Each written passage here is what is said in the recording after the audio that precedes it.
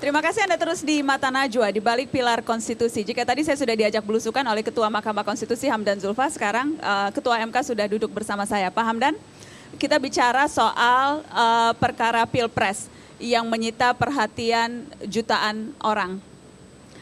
Kalau saya tanya Pak, dari skala 1 sampai 10, seberapa berat sesungguhnya beban Anda pribadi dalam menangani kasus ini? Tergantung dari sisi apa.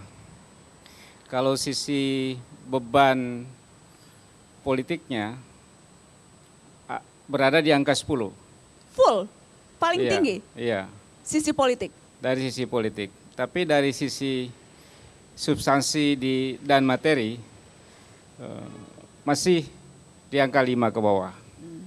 Jadi dari sisi kasus dan materi tidak terlalu sulit dan sederhana, tapi beban politik artinya tanggung jawab politik dalam mengambil keputusan itu yang sangat berat dan termasuk yang sangat berat dibanding perkara-perkara yang lain. Tekanan politik, orang mengkait-kaitkan, meragukan netralitas Anda yang dulu latar belakang politisi PBB, apakah itu juga sedikit banyak membuat Anda gamang? Sama sekali tidak. Kenapa? Saya sejak awal masuk di Mahkamah Konstitusi, saya sudah menyatakan saya melepaskan segala kaitan saya dengan partai, dengan kelompok, dengan organisasi, atau dengan apapun yang merupakan latar belakang saya. Karena Hakim Konstitusi itu benar-benar harus fully independen. Harus benar-benar independen, dan saya sampaikan di mana-mana bahwa siapapun yang berperkara di sini, saya tidak melihat itu saudara saya, itu kawan saya, itu partai saya, itu organisasi saya, itu semua sama. Semua sama? Semua sama. Tidak pernah Anda perhitungkan latar belakang itu? Tidak pernah saya melihat latar belakang itu. Tetapi yang namanya politisi Pak Hamdan, pasti saja ada upaya untuk mempengaruhi. Saya ingin Anda jujur malam ini. Ya. Apakah ada upaya-upaya itu dari rekan-rekan Anda sesama politisi? Ya, secara sepintas ada, tapi tidak ada yang serius. Misalnya? Ya, misalnya ya, karena ini dua blok yang besar, ya minta ini suara konstituen begitu.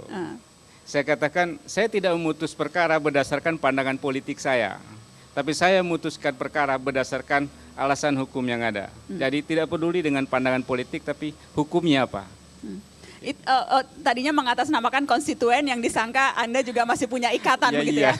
Sementara Anda merasa sudah lepas semua ikatan konstituen. Sudah lepas semua, tidak ada lagi. Setelah putusan itu masih adakah kemudian suara-suara yang mempertanyakan? Ada banyak yang kecewa kepada saya, dan ada melalui SMS, ada melalui Facebook, ada melalui Twitter, dan itu saya pantau, dan itu hal yang wajar saja. Bagi saya suatu putusan pasti ada yang senang, ada yang tidak senang, dan karena putusan itu tidak memberikan kesenangan untuk semuanya. Karena ketika dibawa ke pengadilan, mahkamah harus memutus ini benar, ini tidak benar. Jadi pilihannya cuma dua. Jadi rata-rata upaya untuk berusaha mempengaruhi, berusaha untuk menekan, itu rata-rata lewat SMS memang. Tadi Anda berkali-kali menyebutnya SMS. Atau ada upaya-upaya lain, kiriman orang, surat, atau dalam bentuk-bentuk yang lain? Tidak ada. Tidak ada? Tidak ada. Titip-titip pesan, bisik-bisik juga tidak ada? Tidak ada yang terlalu serius. Oh berarti ada, tapi tidak Anda anggap serius? Ya itulah saya katakan tadi, ya tidak serius. Tidak ada yang serius. Pak Hamdan, yang jelas selama sidang kemarin, disiarkan di televisi berhari-hari, berjam-jam, itu sempat mempengaruhi tidak? Sempat apakah kemudian Anda merasa karena ini perhatian publik sedemikian besar dan sebagainya, ada yang berubah dari sikap Anda dan teman-teman hakim konstitusi lainnya? Saya malah tidak tahu disiarkan langsung. Disiarkan langsung berhari-hari? Di hari kedua baru saya tahu bahwa itu disiarkan langsung. Biasa saja rasanya. Biasa saja? Biasa saja. Jadi di hari pertama pun biasa, di hari kedua setelah tahu disiarkan langsung juga biasa saja. Saya mimpin sidang seperti itulah sehari-harinya. Memang seperti itu? Memang seperti itu, tidak ada bedanya. Bagaimana kemudian Anda berusaha menyeimbangkan dalam tanda kutip image peradilan tentunya yang berwibawa dengan mencairkan suasana yang ada ketegangan politiknya? Menyeimbangkannya bagaimana? Dalam suasana sidang itu memang kami berusaha betul para hakim ini, 9 orang, menciptakan suasana sidang itu suasana yang tenang begitu, suasana yang jernih, suasana yang memperlihatkan kewibawaan sebuah mahkamah begitu.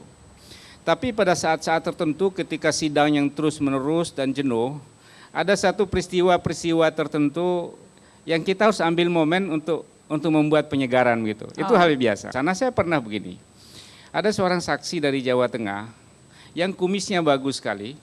Kumis bagus tuh gimana Kumis Pak? bagus tebal. Oke. Tebal, kayak Pak Raden begitu. Ya pada saat itu dia sudah memberikan kesaksian, dia balik. Saya panggil lagi, maju lagi ke depan, masih ada pertanyaan. Saya cuma komentar satu, kumis Anda bagus sekali ya. Semua tertawa. Iya, dan itu memang sengaja untuk karena suasana tegangnya supaya tidak terlalu. Sengaja, saya lihat ini lagi video conference, suasana di sana tegang sekali. Hening, diam gitu. Suasana di sini juga diam semua gitu. Saya buka begitu, jadi fresh lagi. Oke, jadi kalau ada kumis tebal hati-hati dikomentari oleh Ketua Mahkamah Konstitusi. Kita lanjutkan setelah pariwara, pemirsa tetaplah bersama kami, Mata Najwa akan kembali sesaat lagi.